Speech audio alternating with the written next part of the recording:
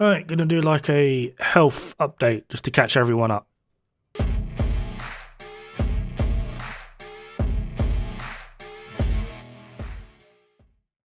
Alright, for those that don't know, I got injured during my military service and I spent the past 2 years running around trying to get it fixed. I say running around, it was more like limping. 34-year-old with a good old walking stick. Go me. A few weeks ago, I had a steroid injection, which is technically a surgical procedure, so that's like Operation 1. And it was just to see if the main surgical procedure would actually have any benefits, which it was determined it was. And I went in for the main surgical procedure on the 19th of November, 2 days ago. The idea was, or the plan was, because essentially what happened is, and I'm going to try my best to explain this in a normal human terms as possible. I had an impact so hard that the top of my femur, where there's like a ball at the top of the bone that goes into the joint of your hip, that ball got basically crushed and ended up being like a crown, essentially. They're called spurs, like bone splinters pointing everywhere. It basically turned the top of my leg into a cheese grater. And it was having an absolute great time in my hip every time I moved. That movement caused what is called a labral tear. A labral is basically a soft, spongy bit of tissue inside your hip that just allows your leg to move, not entirely friction-free, but at the very least pain-free. It's a very load-bearing structure. It was determined I had a tear or two on this bit of tissue. So the procedure was to go in, fix that ball, essentially, at the top of my hip, the joint, smooth it all out, make it so it wasn't a cheese grater and causing pain every time I moved, and stitch up those tears in the labral as well as just remove excess tissue. Now, before we get into what actually ended up happening, the whole way through my medical discharge from the military, I was told one of two things. First one is the tear is so small, I shouldn't even be able to feel it. I've lived in pain for the past, over 2 years, nearly 3. I felt it, so it wasn't small. I mean, on the grand scheme of things, considering how small an area we're talking about, yes, it's small, but, for the structure that was compromised, it felt huge. I could actively feel it. I could pinpoint the exact location of this tear, or, multiple tears, in the joint. I could feel it. And for those that didn't believe me, they told me that the pain was all in my head, making me think I'm some sort of absolute delusional nut job, which was, great for any form of recovery because it's all in my head. So they're two key points I kind of want you to hold on to. It's either all in my head or it's so small and insignificant that it shouldn't even bother me anywhere near as much as I've been saying to every medical professional that I've met so far, both in the military as well as out. Fast forward till, it would have been fast forward from what I've just stated, but it was about maybe 6 to 8 months ago, I met an incredible doctor who, after one x-ray, went, "This is the problem and I can fix it." I damn well near cried, to be perfectly honest. He knew exactly what the problem was, found the problem, said that he could fix it, which was unlike everyone else I spoke to. Set up, as I just previously said, the steroid injection and then the surgery that I had 2 days ago. The surgery I had 2 days ago, like I said, was just meant to smooth out the top of the femur and stitch up the labral.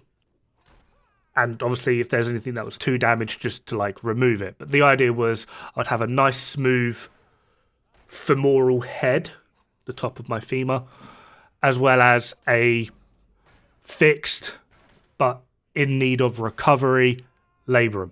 That was the idea. He got into my hip at around, I think it was about 12:43 on the 19th of November.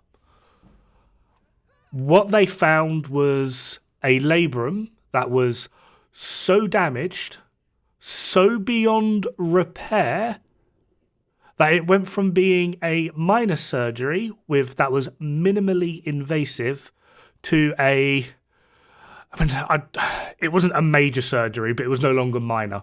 What was meant to be, I think it's called like endoscopy or something. They put a camera in, it's keyhole surgery. They put a camera in one hole. They basically just do 2 incisions. The camera goes in one and the tools go in the other. And they use, I now have 5 holes in my hip rather than the 2 that was meant to be. I have 5. I now have no labrum. So for everyone that told me that like either it's so tiny I shouldn't even feel it, really? Because the entire thing was compromised. They had to get rid. And for everyone telling me that was in my head, go fuck yourself. So I'm kind of now in a ridiculous amount of pain. Recovery was meant to be 6 to 9 months, but I'm now being told it's going to be like a year upwards.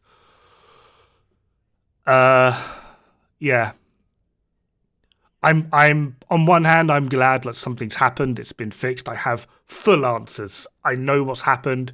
I have the answers. I'm getting great aftercare. My surgeon and my doctor are absolutely beautiful and on point. They're like the first 2 people in the past 2 years plus, other than my wife, obviously, that's believed the amount of pain that I've been in, because everyone else has told me that I'm either making it up or it's just nowhere near as bad as it should be. Bloody blah. No, I have a 90-year-old man's hip, which is absolutely fantastic. The moral of the story, quite literally, is it went from being all in my head and I'm making it up to being so small and insignificant that I shouldn't feel this level of pain at all. And then when the surgery happened, it was so damaged and compromised that they had to get rid of it. So someone somewhere has made up some serious shit and I've been the victim of it. Oh no, the victim card. Yeah, I know.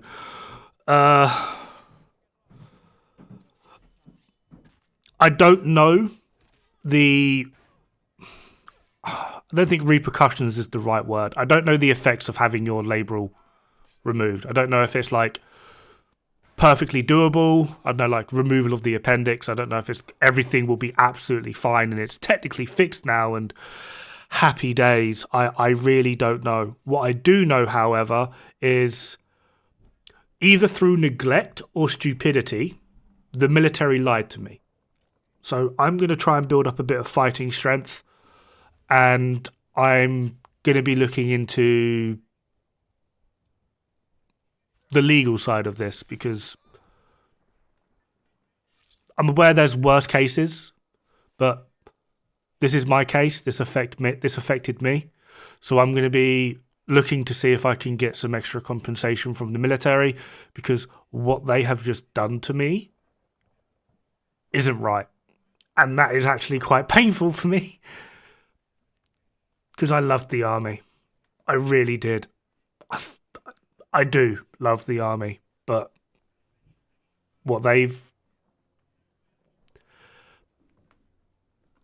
that's my situation. Thank you very much for all those people that knew and sent me some well wishes, etc., etc.